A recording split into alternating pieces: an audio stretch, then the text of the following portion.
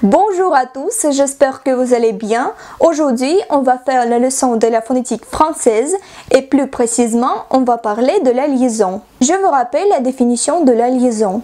La liaison est un processus linguistique et phonétique qui permet de prononcer la consonne finale d'un mot quand le mot suivant commence par une voyelle. Ce processus a lieu lorsqu'un mot se termine par une consonne muette et si le mot suivant commence par une voyelle ou par un H muet. Comme vous déjà savez, il y a des liaisons obligatoires, facultatives et interdites.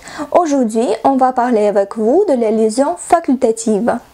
Alors, cette liaison a lieu, premier cas, entre un substantif pluriel employé avec l'article indéfini et les conjonctions et ou lorsque celles-ci l'unissent à un autre substantif.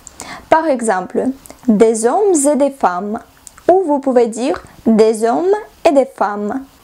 Deuxième cas, entre un substantif pluriel et l'adjectif qui suit.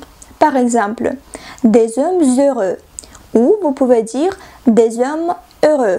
Troisième cas, entre le verbe auxiliaire et le participe passé qui suit. Par exemple, nous avons eu ou nous avons eu. Quatrième cas, entre le verbe et le mot suivant.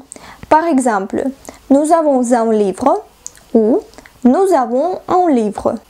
Cinquième cas, entre le participe passé et le mot suivant. Par exemple, remise à neuf ou remis à neuf. Sixième cas, entre le participe présent et le mot qui suit. Par exemple, vous pouvez dire en allant à Paris ou en allant à Paris. Septième cas, entre l'adjectif et le mot suivant. Par exemple, malheureux en amour ou malheureux en amour. Et finalement, le huitième cas, entre mais et jamais et le mot suivant.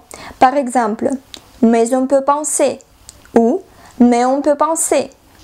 Vous pouvez dire il n'a jamais été ou il n'a jamais été. Maintenant, vous connaissez tous les cas de la liaison facultative. Je vous propose de vous exercer et j'espère que vous ne ferez pas de fautes en français. Merci de votre attention et à bientôt.